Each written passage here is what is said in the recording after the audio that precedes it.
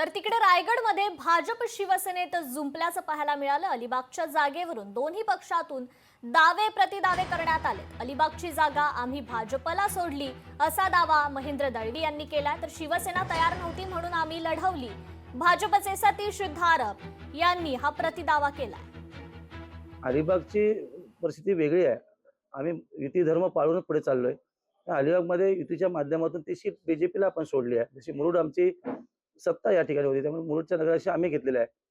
त्यामुळे अशाच पद्धती युती राहिलेली आहे। त्यामुळे अलिबागमध्ये शिवसेना सोबत आहे आणि आता त्यांनी 5 जागा मागितल्या, आम्ही दिल्या। नगराध्यक्ष ते लढायला तयार नव्हते। आम्ही तर राष्ट्रवादीला पण म्हटलं होतं तुम्ही लढा। ते लढायला तयार नव्हते की त्यांनी जागा तुमच्याकडे दिली? बघा, मी जे बोलतो ते सत्य आहे। मी दुसऱ्याचं क्रॉस उत्तर देणार नाही।